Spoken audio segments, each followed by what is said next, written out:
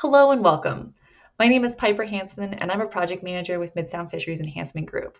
We've partnered with King Conservation District to bring you this webinar series in collaboration with Facet Northwest. In this second part of our webinar series, we're going to explore how small changes in our everyday behaviors actually has a pretty large impact on wildlife and salmon as they navigate the lakes.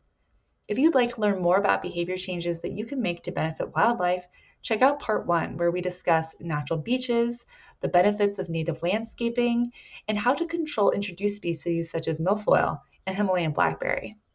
But for now, let's get started. As residents living near or on the shorelines, you are the first line of defense to notice, react, and lead the charge on protecting and preserving lake health. As you learn of these issues, you have the ability to influence regulatory changes through political advocacy and organization. Looking at what we've heard about development around lakes and our attitudes about personal pollution, we can see that there is a pattern. As our knowledge changes, and we learn more about how we can affect lake health, our culture about lake protection changes too.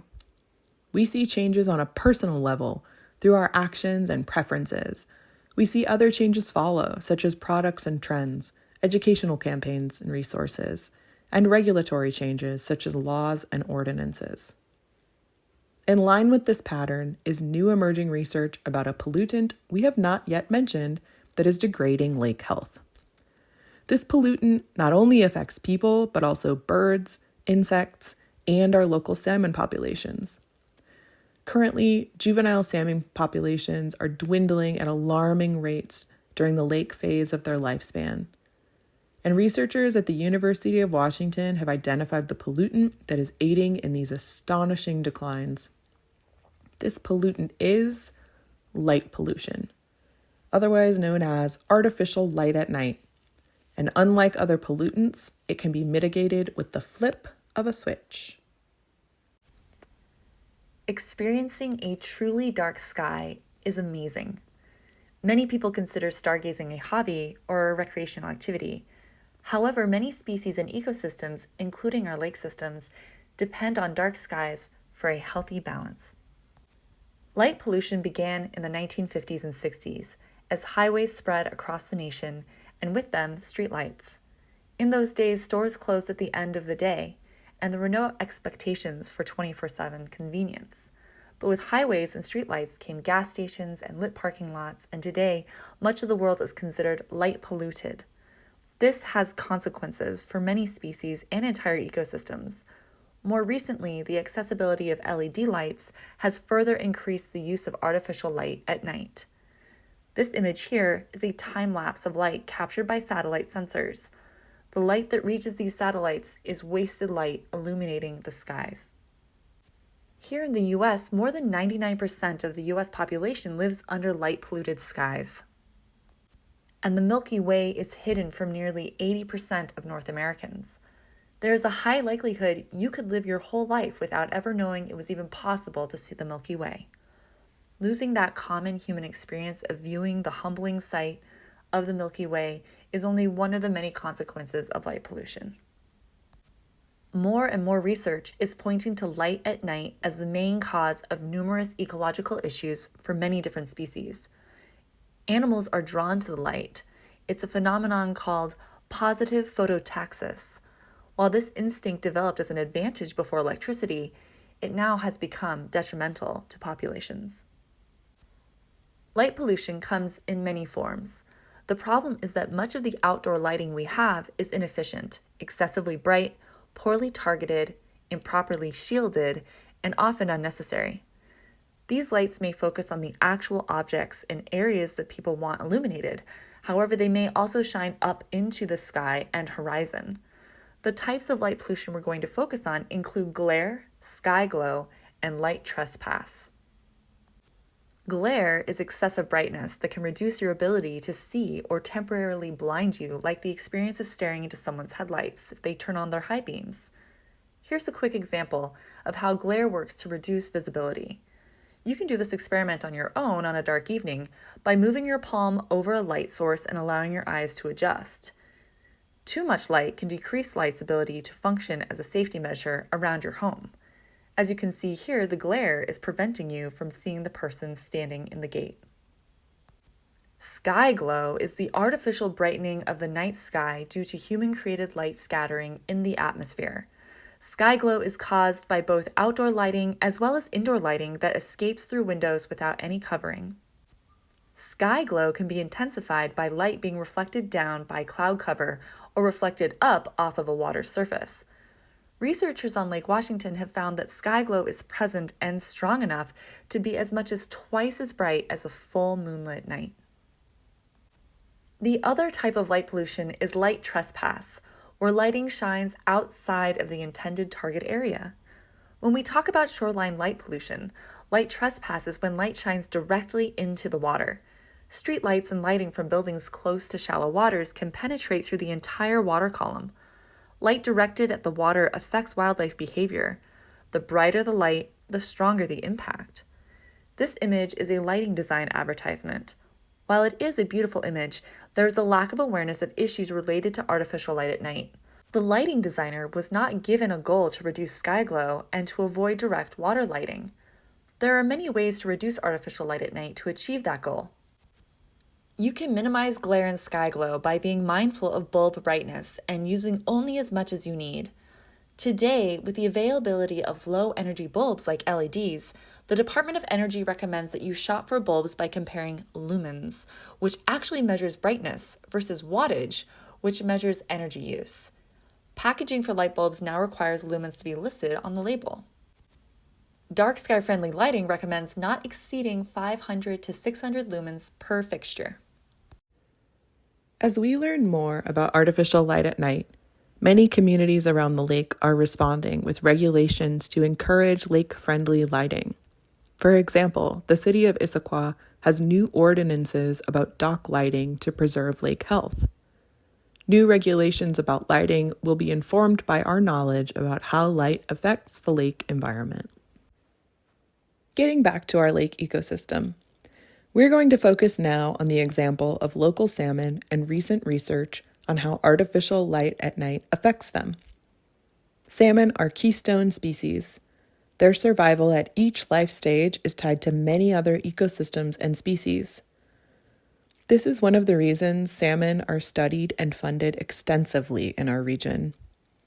As a keystone species, we know that what affects salmon affects a much broader ecosystem up and down in both the food chain and the watersheds, which is why survival at the juvenile stage is incredibly important for the food web. It is at this juvenile stage when multiple species of salmon are using the lakeshore and where they are most vulnerable. You may or may not have ever asked yourself the question, what do salmon do at night? Do salmon sleep? Salmon, like all fish, do have a sleep cycle, but their sleep is different than ours. More importantly, juvenile salmon are in fact very active at night. It is under the cover of darkness when juvenile salmon can safely feed and migrate. If juvenile salmon are feeding at night, then what are they eating? They eat insects that are active at night and zooplankton that also migrate at night from deep in the lake up to the surface. Darkness is also the time when it is hardest for predator fish or birds to see juvenile salmon in the water. Under a dark sky, they can feed in open shallows undetected or migrate up to the shoreline out to sea with a low risk of being hunted. Salmon are also vulnerable to light pollution because of how it affects their behavior. To understand the impact, we need to further understand how salmon behave during the night versus during the day. A research team of USGS and Washington Department of Fish and Wildlife scientists looked at this for both juvenile salmon as well as predator fish. During the day, juvenile salmon either swim deep in the water column or up in the near shore shallows. Predator fish move up and down in the water column, but their vision is greatly impacted by the depth. The cylinder shown here represents how far and wide they can see. the vision of the predator fish is significantly greater at the surface during the day. But during the day, juvenile salmon at the surface group themselves together in schools, making it more difficult to hunt them. During dawn and dusk, the juvenile salmon are in the process of dispersing themselves through predator levels in the water column. They are no longer in schools, and predator fish vision is in their mid-range. Predators have the advantage during dawn and dusk. During the night, juvenile salmon disperse, and those that were hiding in the depths rise towards the surface. This is the time they move, feed, and migrate. Predator fish also move toward the surface, but their vision is poorest during this time, and juvenile salmon have the advantage. The conclusion of the study found that if light pollution is bright enough, it keeps the lake at night in a perpetual state of dusk or dawn. This could have a huge impact on juvenile salmon predation. And remember how juvenile salmon eat zooplankton that wait until night to rise to the surface? Other studies are being done to see how much their movement is also affected by light pollution. So far, researchers have found that they are in fact affected, further challenging the survival of juvenile salmon. Salmon aren't the only ones affected by light pollution. Did you know that birds migrate at night as well? We are located on what's called the Pacific Flyway, and many of the birds you see on the lake, like these three, the common yellowthroat, the green-winged teal, and the bufflehead, migrated here at night. Scientists from Cornell University and other institutions created Birdcast, a tracking tool that shows how dramatically bird migration changes from day to night. This is a great tool to see when birds are migrating right over our heads. While migrations of salmon and birds are seasonal, there is year-round activity by nocturnal creatures. Bats, of course, but also many other mammals, amphibians, reptiles, and insects are all active at night. Nocturnal creatures are specifically adapted to be active at night. Their vision is different from ours in that they have larger lenses and more rod cells in their eyes. Rod cells are light receptors that allow them to see in dim light. Feeding, mating, migrating, all these essential functions evolved using the light of the cycles of the moon and the stars. But since the Industrial Revolution, and more significantly in this past century, artificial light at night and light pollution has dramatically changed our night skies, affecting these nocturnal animals. Light pollution radically changes the nighttime environment by turning night into day or dusk. Artificial light attracts and confuses animals and affects critical functions such as being able to avoid predators. Research on nocturnal insects has found that up to 1/3 of insects attracted to light sources will die before morning. When they circle lights, they miss their brief opportunities to mate. They can be eaten by light-stalking predators, or they can die from exhaustion. Birds depend on natural cues like day length to migrate and celestial cycles to navigate through the night skies. Artificial light can cause birds to wander off course or migrate too early or too late. A mistimed migration means that they miss the ideal climate conditions for nesting, foraging, and other specific behaviors to survival. In a more dramatic example, many cities are attempting to address the issue of birds being killed by collisions with illuminated high-rise buildings and towers. Unlike many other types of pollution that linger in the environment, reductions in light pollution are immediate. There are many ways to make the lighting around your home more salmon and lake-friendly.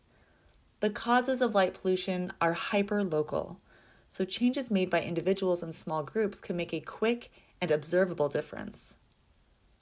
From this presentation, the evidence makes it clear that the most impactful change would be to have no lights at night. However, there are ways to have artificial light at night that is minimized, intentional, safe, and responsible.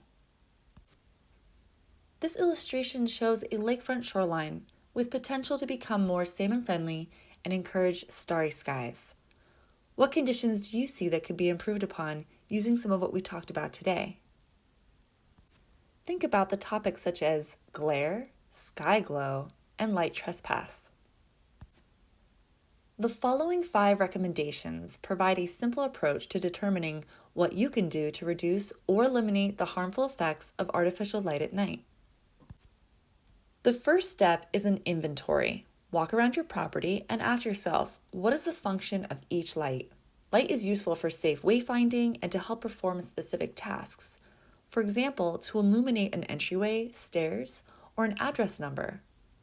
Where lights are necessary, how many lights are needed? How far apart can path lights be set?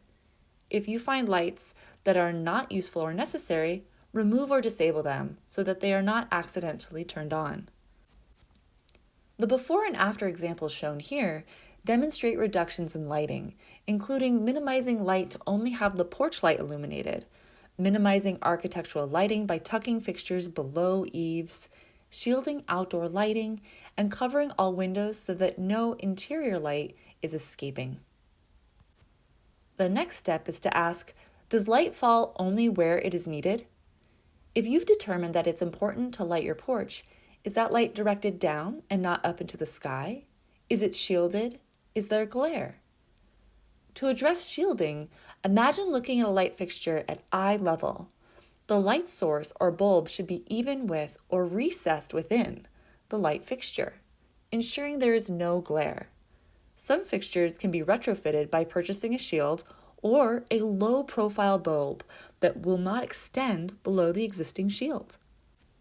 If you do decide to replace fixtures, there are numerous options widely available, including options that we list on the Salmon Friendly Lakes website. The International Dark Skies Association also offers a certification that you can look out for when making your choice. A crucial part of assessing your home is also assessing dock lighting if you have a dock on your shoreline. The illustration on the left shows how dock lighting can be modified to light the dock path surface without lighting the water column beneath. The examples on the right show 2 fixtures that are extremely similar in aesthetics, with the important distinction in how recessed the bulb is set. Similar to that eye-level bulb, one bulb is exposed, the other one is set in, thus reducing glare and trespass. Here's another example of a dock with salmon-friendly lighting. While the first question you would ask yourself would be, do I need any lights at all? If dock lights are necessary, make sure you are lighting in a way that minimizes light trespass into the water. The next step is to consider using active controls on the lights. Active controls include timers and motion sensors that can allow you to automate your lighting to be on demand, as well as allow for lighting to remain off for longer periods, which reduces the impact on the night sky as well as saves electricity. Motion sensors should be set to times of 5 minutes or less. The sensitivity of the sensor can be set so that the light only turns on when people are present. This is great for situations like lighting where garbage cans are kept, or on a dock that is rarely used at night. You can purchase motion sensor devices or bulbs that come in a variety of sizes to replace bulbs in most existing fixtures. When looking for the right motion sensor bulb, remember to look for bulbs with lower lumens. The next 2 steps consider the quality of the light. As we discussed earlier in the presentation, there is a range of lumens or brightness available when purchasing light bulbs. You can evaluate the brightness of the lights around your yard and decide if the lighting level is too bright for the intended task or not. Bulbs can be replaced with lower lumen options, or dimmers can be added to controls. In addition to lumens, consider the temperature or kelvins of the bulbs you purchase. The International Dark Skies Association recommends lighting with a color temperature of no more than 3000 Kelvin. Consider going as warm as possible. Bulbs of all types, including motion sensor floodlights, can be found with temperatures below 3000 Kelvin.